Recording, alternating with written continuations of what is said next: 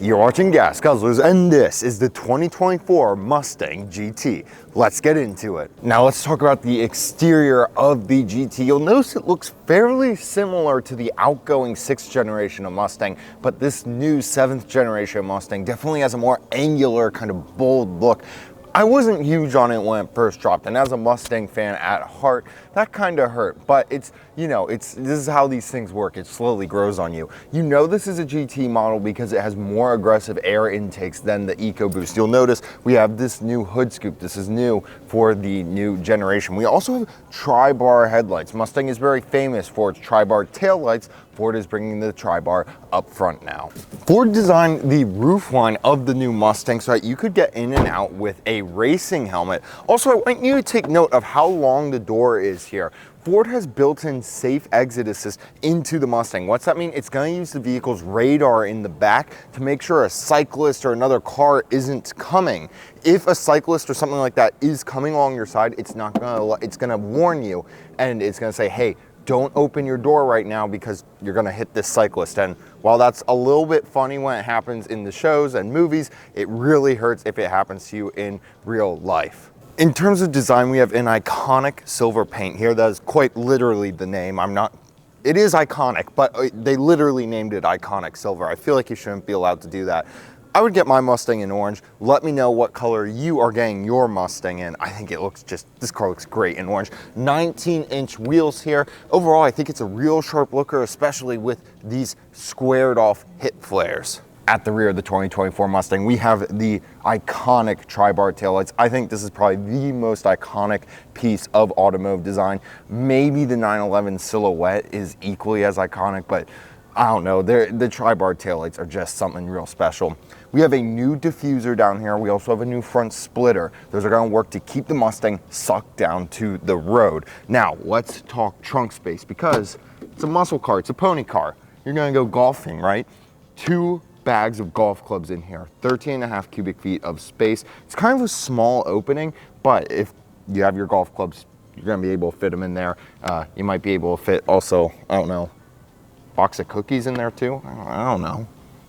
Now let's talk tech. The Mustang's tech has come a very long way, and that is part of this gigantic screen in front of the driver. It's actually 2 screens. You have a digital gauge cluster and then your infotainment screen. The graphics in the gauge cluster were made using the Unreal Engine video game engine. So if you're a gamer, you can game in your Mustang by playing around with the animations, which were made in Unreal Engine. That is pretty cool to see. Other cool tech, you can get a Mustang with USB outlets up here overhead. Why is that? It's for track cameras. You put your GoPro right here and you can just wire it up, keep it charging right there. That is a really cool, innovative feature. It kind of reminds me how in the Bronco, Ford thought to put rails up front so that you could mount GoPros. They really want you to share the experiences you have in these cars, and they make the job of us auto journalists a bit easier. I see what you're doing there, Ford.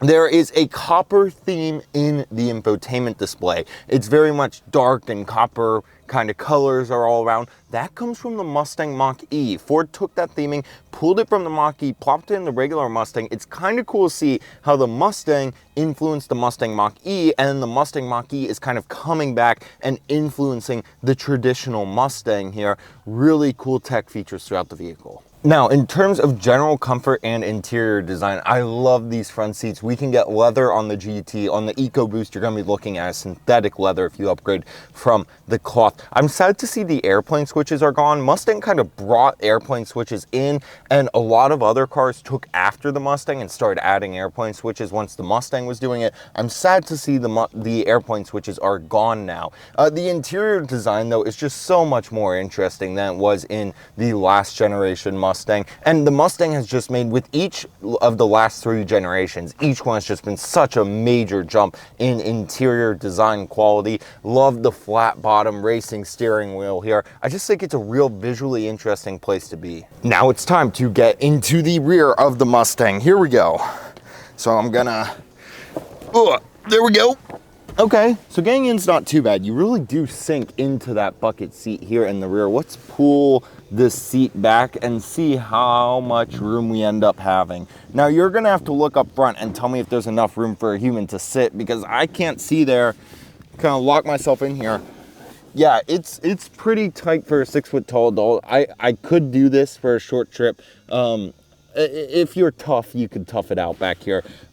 It's not impossible to fit back here. That said, Ford does do a pretty good job of cutting out a nice little bit of knee space in this front seat. So while I wouldn't recommend it for what this car is, it's as good as it gets. Under the hood of the GT, we still have the famous 5.0 V8 Coyote motor. Now it's just putting out 486 horsepower, 480 pound-feet of torque, and it's naturally aspirated. So for all of you in the comments who are always telling me there's no replacement for displacement, here's your 5-liter motor. This is just a great engine on a great car. Now it comes standard with a 6-speed manual transmission, but you can upgrade for $1,600 to the 10-speed auto. But I think I know most of you are gonna wanna go for that 6-speed manual. It's cool to see that Ford is saving not only the big V8, but also the manual transmission. I know a lot of people are gonna be big fans of that, especially when the likes of the Chevy Camaro are gone. And that brings up kind of a deeper point. The Mustang once again finds itself alone in the American muscle pony car world. The two other elements of the trifecta, the Chevy Camaro and the Dodge Challenger, have uncertain futures. I mean, the Camaro's just gone. He'll probably be an SUV again in a few years. And the Challenger could come back electric. We're not quite entirely sure what's going on with that. So the Mustang finds itself again, like it did in roughly 2005, early 2000s, alone. And that's really sad, you know. While I'm a Mustang guy at heart, I've always been on the Mustang side in the Mustang versus Camaro debate. I'm sad to see those cars go, and I really hope they come back. But also, take the L Camaro, guys, we won. Just kidding, it's actually really sad. But to cheer you up, Ford has introduced some cool features like remote rev. You can rev your Mustang from your key fob. That is gonna get really obnoxious really quick, but it's also pretty funny. Now the Mustang is available with various performance packs. So you can get the performance pack on either the GT or the EcoBoost. Now on either model, you're going to get front tower bracing, you're going to get Magna Ride suspension, a Torsen limited slip differential, and wider tires. Now the GT with the performance pack is also going to get brake ducts to keep your brakes cool and an auxiliary engine oil cooler. But even cooler than that, no pun intended, is going to be the electronic drifting handbrake. Now, what is that? Well, it looks like just a normal handbrake lever, but when you pull it, the feedback from it is far quicker than a normal electronic handbrake, and it uses far more force than a normal electronic handbrake. It's also instantaneous, so when you pull it up, it engages, and then when you drop the handbrake, it falls back down and disengages instantly.